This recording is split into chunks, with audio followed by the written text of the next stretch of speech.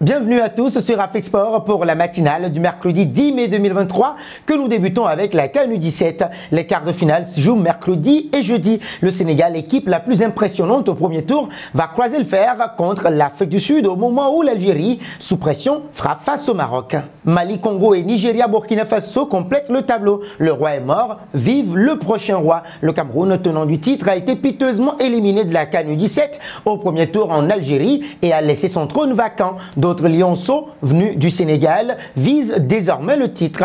Dans l'autre match de ce mercredi, l'attention pourrait s'inviter sur la pelouse avec l'Algérie qui sera face au Maroc. Les relations tendues entre les deux États qui avaient provoqué le forfait de l'équipe locale marocaine au dernier CHAN vont-elles se faire ressentir sur la pelouse?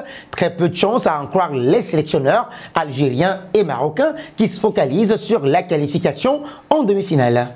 Un pas en Italie, l'année 2023 est celle de la consécration pour Victor Osimhen. Après 3 saisons passées dans la botte, l'international nigérian, 23 sélections, 15 buts, vient de remporter le Scudetto avec les Partenopei.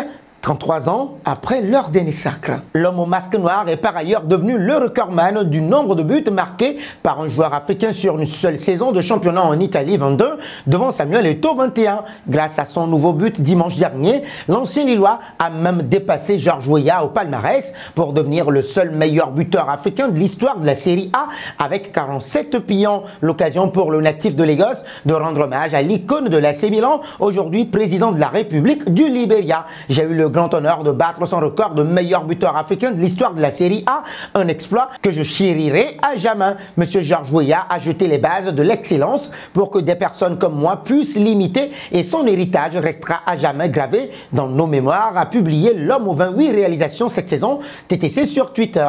Un geste de grande classe envers la légende rossoneri. Nous voici arrivés à l'instant quiz avec 3 indices pour connaître notre joueur mystère du jour. Premier indice, je suis un joueur de 27 ans de la Série A.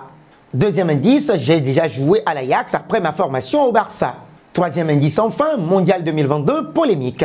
Qui suis-je? Vos réponses sont attendues en commentaire. Nos félicitations à tous ceux qui ont répondu Luka Modric lors de la dernière matinale. C'était le joueur à trouver puisqu'il est un milieu de terrain de 37 ans qui joue en Liga.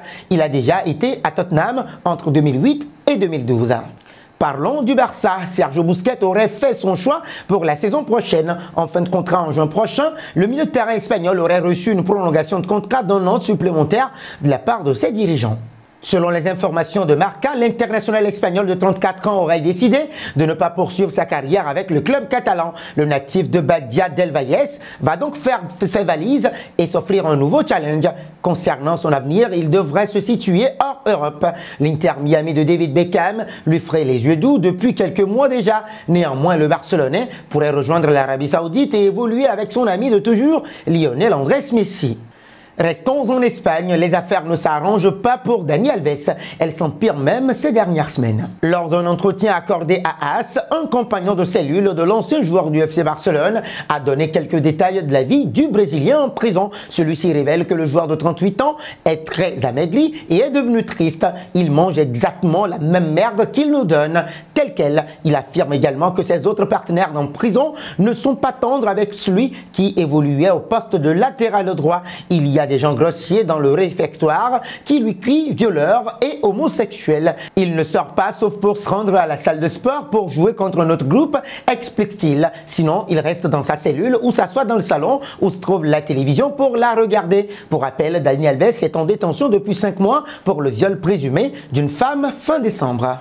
Intéressons-nous à Sadio Mané. Il a connu des difficultés récemment, notamment depuis son altercation avec Leroy Sané, ce qui aurait entraîné une perte de soutien de la part d'une partie du Bayern. Selon Bild, il quittera même le club bavarois à la fin de la saison. Selon le journaliste portugais Pedro Almeida, les dirigeants de Chelsea auraient pris contact avec Sadio Mané en vue d'un transfert en fin de saison. Les Blues, qui sont actuellement 11e au classement de la Premier League, envisageraient de faire du double ballon d'or africain leur première recrue estivale. Mauricio Pochettino, qui devrait rejoindre Chelsea pour la saison 2023-2024, souhaiterait également attirer la star sénégalaise dans son effectif pour mener à bien ses débuts à Stamford Bridge.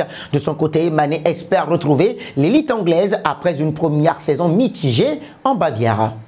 Terminons avec la Ligue des Champions. Le Real Madrid et Manchester City se quittent dos à dos un partout. Une affiche qui a pleinement tenu ses promesses, même si l'arbitrage n'a pas été au rendez-vous à tous. On s'attendait à du combat dans cette première manche de la demi-finale de la Ligue des Champions. Et difficile d'être déçu après les 45 premières minutes. Si Manchester City a eu la possession du ballon, c'est bien le Real Madrid qui a ouvert le score. Et le club madrilène ne s'est pas manqué de se montrer très dur sur l'homme. Durant la première mi-temps pourtant, Arthur Suarez Diaz n'a sorti qu'un seul carton jaune contre Toni Kroos au bout du temps additionnel. Dani Carvajal, souvent à la limite, aurait cependant pu être averti également. Et Twitter n'a pas attendu longtemps pour revenir sur l'arbitrage de cette première période. La finale se jouera le mercredi prochain. Une très belle affiche à venir.